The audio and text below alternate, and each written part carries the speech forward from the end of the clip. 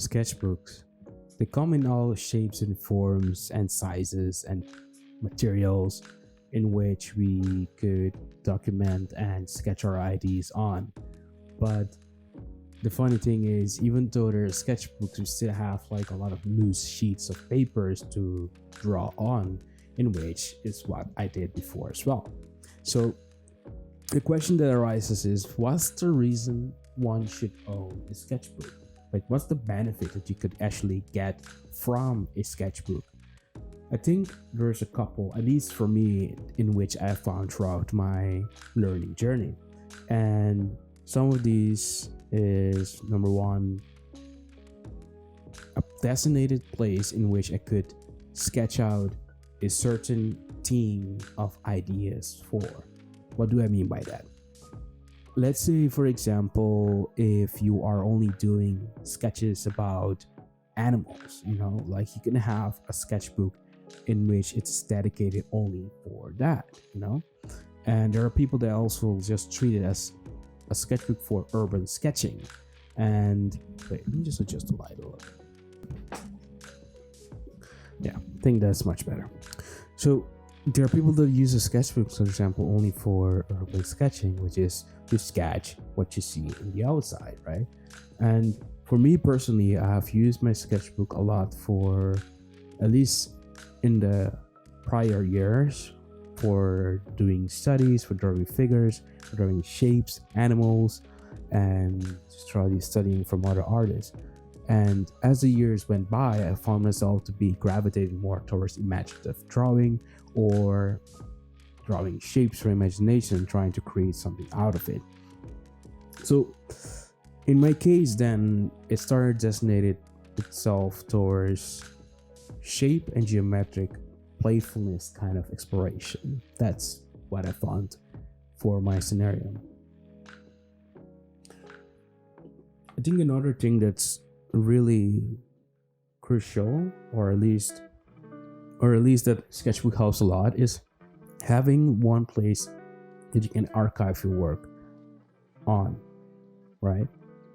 The difference between a sketchbook and loose pages is that one is loose, the other is just like an archivable, a bunch of papers together that you can just browse through later on and see like the progression or the timeline of things you went through to draw towards the end of the sketchbook. I think another part that can really be beneficial is, I already mentioned, is progression. You get a sense of progression of having completed one page at a time, and each page containing its own information, its own,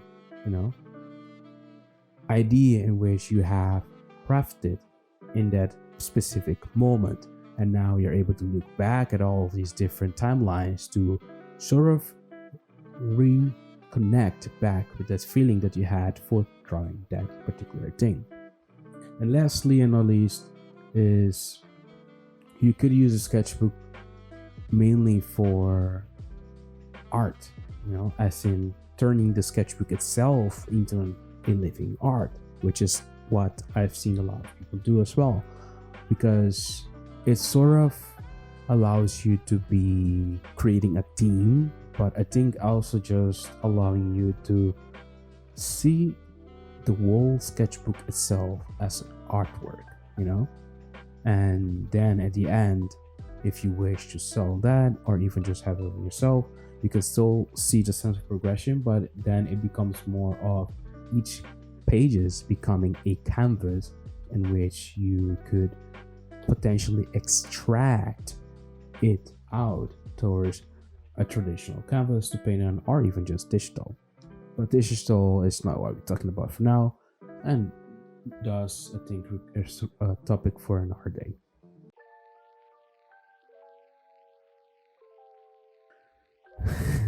I think for me personally, I have too many sketchbooks. I have only filled, I think, one sketchbook in the time frame in which I started with sketchbooking. I think I started drawing in sketchbooks around 2018 or 2017, prior to that, I was just drawing on loose pages like A4 papers and A3 papers, and thus it really, like, after starting with Sketchbook, I noticed that I get a lot of sketchbooks. I also receive a lot of free sketchbooks from other people, but I don't really finish them.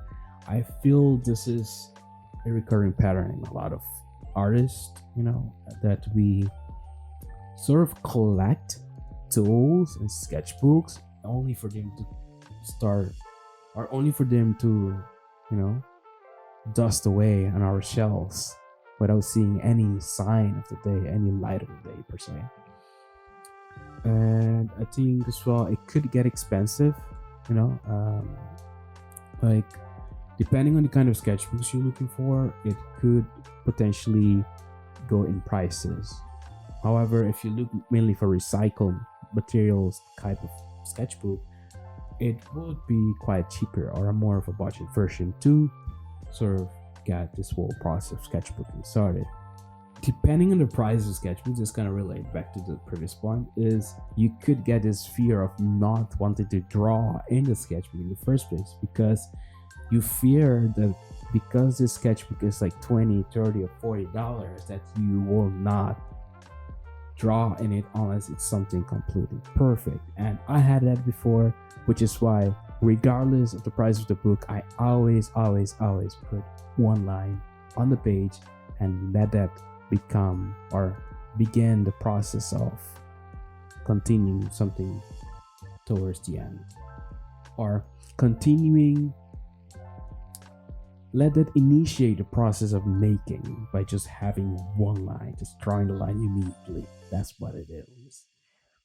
And yeah, there's many more aspects of sketchbooking in which we could talk about, like what can you draw in your sketchbook, what to use sketchbook for, how to use your sketchbooks, and so on and so forth. Those are topics in which I will continue, or I will cover in other videos as I continue to discover the kind of topics that could be interesting to talk about and that hasn't been covered before, or perhaps add my own twist to it.